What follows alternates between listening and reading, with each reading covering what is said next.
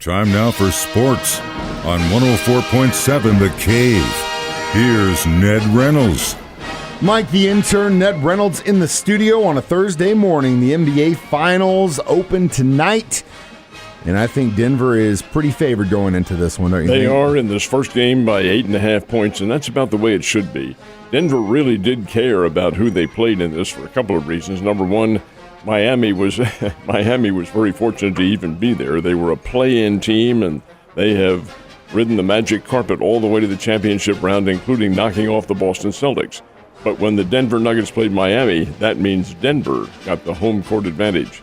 If it had been Denver and Boston, the home court would have gone to the Celtics. They had the better record, I should say. So it is Denver that gets the home court. They play the first two games out in Denver tonight and I believe on Saturday night.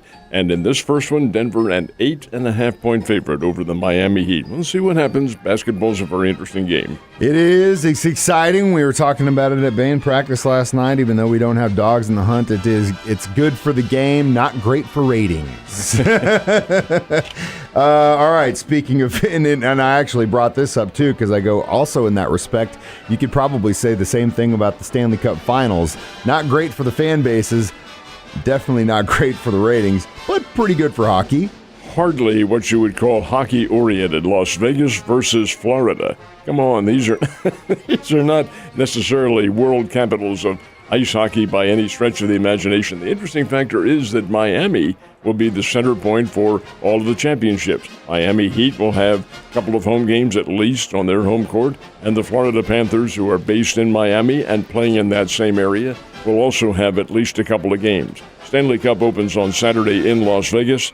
The Las Vegas Golden Knights versus the Florida Panthers. Golden Knights, who are an expansion team, so is Florida for that matter, but the Golden Knights are just a recent expansion team making their first appearance in the finals, although they've been very competitive right from the get-go. And the Florida Panthers making their second appearance in the Stanley Cup Finals. They were there in 1996 and got beaten in 4 straight games. So we'll see what happens. This is very interesting, too. Florida versus the Las Vegas Golden Knights. Exciting stuff. I know you just can't wait. All right. How did the Springfield Cardinals make it out on the road last night? Well, they didn't finish their game. And judging by the radar, and we're looking at that on a national scale, it is still raining out in Amarillo, Texas, where they're playing. Game was halted in the 5th inning with the Springbirds leading the Amarillo Sod Poodles 7-4. But the game was halted in the 5th. They will hopefully be able to complete it today if that system gets out of West Texas. But to use the oft-quoted expression by the weather people, they really need the rain. Yeah. Well, all right, be that as it may. A game suspended in the 5th inning. See if they can complete the thing today. So a pair of new baseball champions will be crowned tonight in Ozark. Should be exciting games. They really will be, and the area is extremely well represented like it couldn't get any better. In Class 3, now, Mike, you're going to wonder about this. Licking, which is up in Texas County, is in our viewing area at KY3. So that's how I judge these teams. They are not as far as this radio signal is concerned, to my knowledge. But over and above that, it is a Southwest Central team, the Licking Wildcats, and they will play for a state championship later on today against South Callaway. Defeated Barstow from the Kansas City area 4-1 yesterday in the Class 3 semifinals. In the Class 4, Springfield Catholic and Excelsior Springs played into extra innings last night down in Ozark. Now remember, high school games are 7 innings. In the last of the 8th inning, Catholic's up there with a runner on second base and 1 out, and a kid named Logan Ripper. Perfect name for a kid to get a base hit, isn't it? Single up the middle. Here comes the winning run in. Springfield Catholic 3, Excelsior Springs 2, and the Catholic Irish are into the state championship game tonight, and they will play John Burroughs High from St. Louis. So this is 2 area teams in the state championships for classes 3 and 4. 5 and 6 are tomorrow and Saturday. Exciting stuff. Go Fighting Irish, man. That's great to see. Hopefully really they can get a win tonight. Yeah, for sure.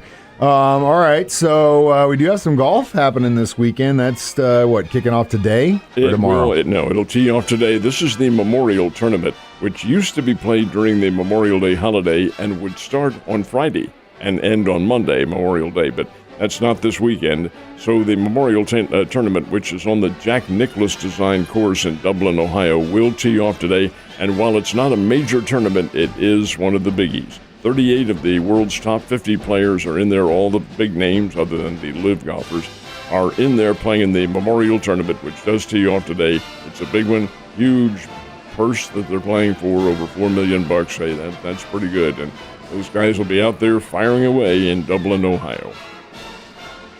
So, St. Louis Cardinals had a pretty good May. Now that we're into June, we can look back at the month and say it was a hell of a lot better than April. Well, April was horrendous. They were 10-24. Yeah, not a good time for Cardinals Nation, but they've corrected it, or at least it looks like they have until most recently. To some extent, they have. Yeah, they were 15-8 in May, which is certainly an acceptable record, and they reduced that margin of being below 500. They've reduced it now to 7, and yes, that's a positive. Have to get to that 500, which, if things continue to improve, they could do by mid to late June, and that would be fine.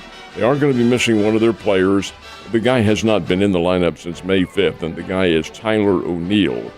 And the doctors did a reassessment of his back injury yesterday and said it's not any better. So he is going to be out for the foreseeable future, will not play. He hadn't been playing anyway, and the Cardinals' outfield had been performing fairly well. But it is blocking a place on the roster. The Cardinals are going to have to make a move because you need to have Jordan Walker back in there. Walker has really gotten hot down in Memphis. He's hitting the ball all over the lot. He can do that with the St. Louis Cardinals as well. But you have to create a place on the roster for him, and how that's going to work, well, that does remain to be seen. But indeed, Tyler O'Neill will not be back for the foreseeable future. That's not good news. And we'll see. We'll see what happens. What do you think the Cardinals do if he doesn't? Do you think they make a move on that situation? I think they have to make a move regardless. Yeah, I do too. Because they need pitching. They don't need the offense. They do have offense, but it's been sporadic. They do need the pitching help, so they'd have to make a trade somewhere along the line. But to get O'Neill back in a situation, they'll probably deal him. They want to trade him, but they're not going to deal damaged goods. Nobody wants that. So you want to get this man healthy, and nobody knows how long that's going to take with a back injury. But they also need to have Jordan Walker, who we saw play down here last year. They need to have him back. He's a huge talent. Yeah. And the future of Cardinals baseball. Ned, you have a wonderful day. I'll see you tomorrow.